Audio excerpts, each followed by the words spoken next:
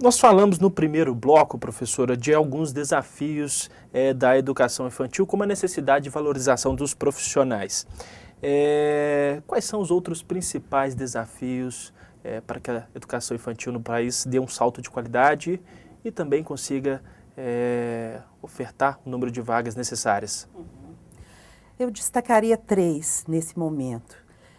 Primeiro que essa questão da obrigatoriedade da escola é muito importante ser pensada como obrigatoriedade da oferta de vagas pelo município, portanto, escola pública, pré-escola, para a criança de 4 e 5 anos.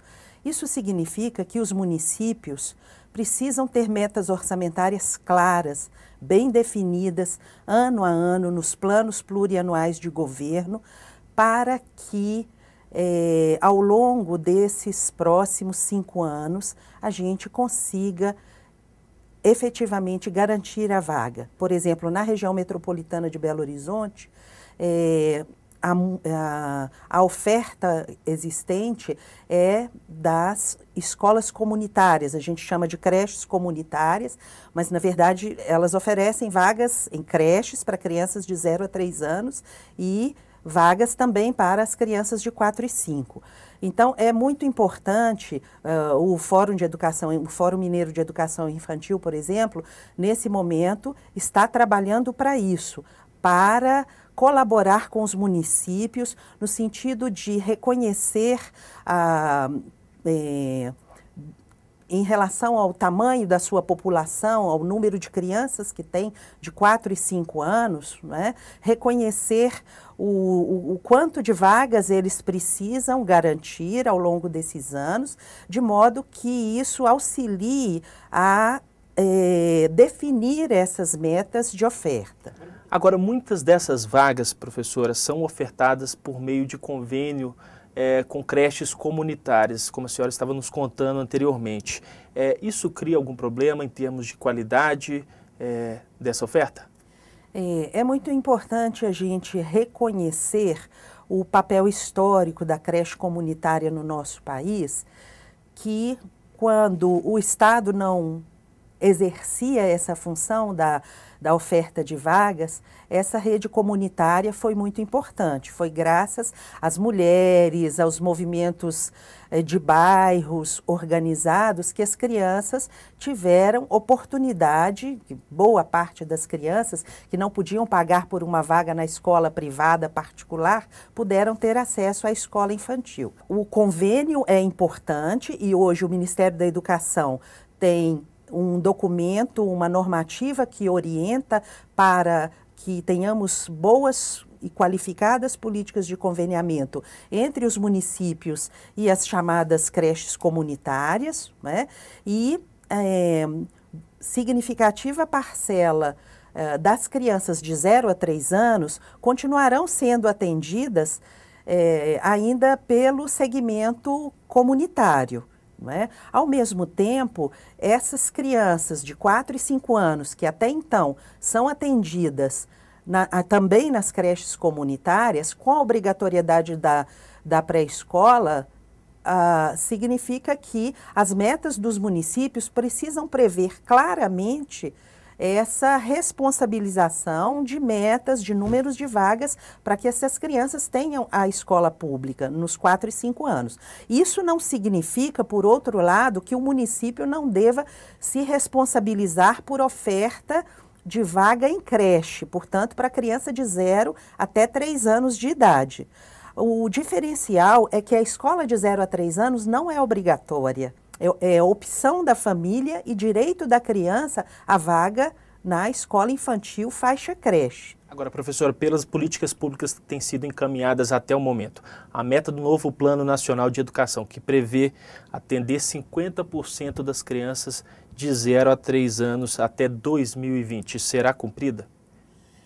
Esse é talvez um dos maiores desafios educacionais do nosso país. O PNE é uma lei de metas para 10 anos, não é?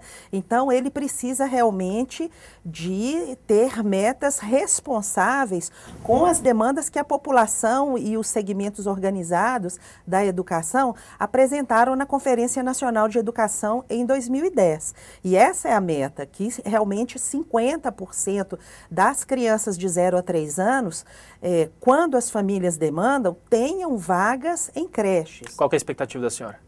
Nós estamos lutando para que isso se torne realidade. Essa é uma dívida social imensa do nosso país. Até cerca de 8 anos atrás, apenas cerca de 7% das crianças de 0 a 3 anos conseguiam vaga numa creche, numa escola infantil faixa creche, quando as famílias demandavam. Esse percentual hoje é em torno de 18%, por volta de né? 18%, exatamente.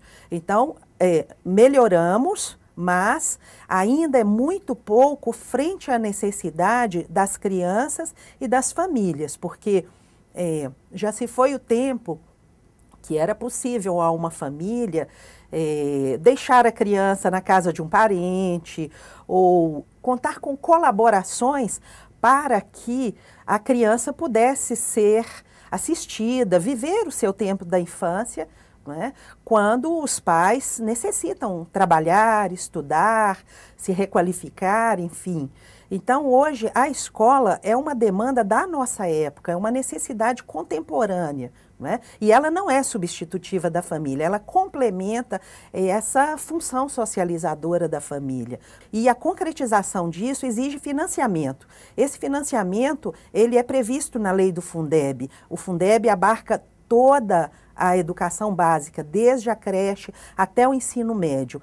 E, portanto, os municípios agora têm que se organizar para assumir essas metas nos seus planos orçamentários, né? E trabalhar também, é muito importante que a gente exija também a responsabilização do Estado, da esfera estadual de governo e do governo federal em regime de colaboração com os municípios. Muitos municípios ainda não constituíram um sistema próprio de educação. Significa que eles funcionam sob regras também estaduais. Então, por exemplo, a formação do professor, né, o Estado pode ter uma contribuição importante e ser parceiro, no caso da formação do professor e em vários outros insumos necessários nos municípios.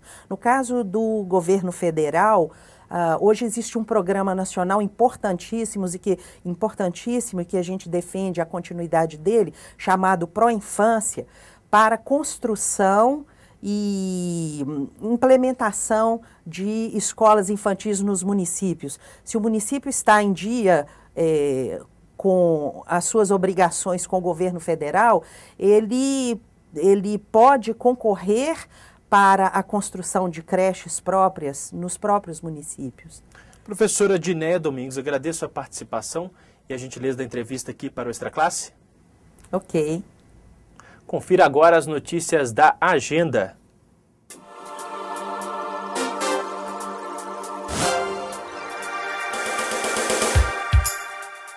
Encontro Estadual dos Trabalhadores na Educação Superior Privada.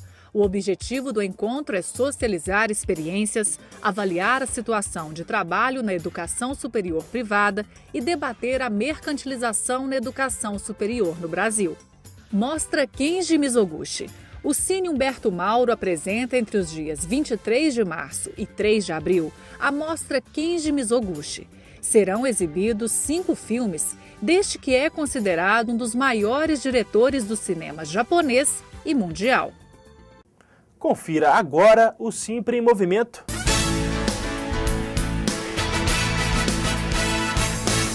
Reunidos em assembleia na última sexta-feira, os professores das escolas particulares decidiram continuar a greve, iniciada no dia 22 de março.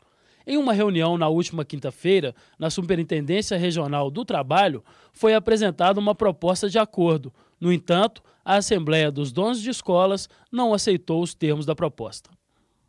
Olha, a Assembleia novamente lotada, os professores indignados com a posição do Sinep, mais uma vez desrespeitando os professores, apresentaram uma proposta muito menor do que aquela mediada pela Superintendência Geral do Trabalho, e a decisão é de manter a greve, paralisar a ação até terça-feira, e nós conclamamos a nossa categoria: vamos entrar na greve, vamos organizar nas escolas, porque é a hora da gente lutar pelos nossos direitos e pela dignidade da nossa profissão. Mobilizados pela garantia de direitos, os professores das escolas particulares de Belo Horizonte paralisaram as atividades durante a semana passada. A greve foi iniciada no dia 22 de março, diante da recusa dos donos de escolas em atender às reivindicações da categoria. O Brasil está crescendo, né? E a nossa categoria ficar para trás num momento desse não tem como, né? A hora do avanço é importante. A mobilização é importante. Ninguém consegue nada lutando sozinho. E essa questão da valorização pelas melhores condições de trabalho é fundamental, a união da categoria. Assembleia terça-feira, às 15 horas, na Faculdade de Medicina, onde nós queremos entupir essa assembleia e demonstrar a nossa indignação com o Sinep e os donos de escola. A gente fica por aqui, mas para saber mais sobre o Sindicato dos Professores é só visitar o nosso site. Sua participação é muito importante. Envie sugestões e críticas para o endereço extraclasse@simprominas.org.br. Um grande abraço e até a próxima semana.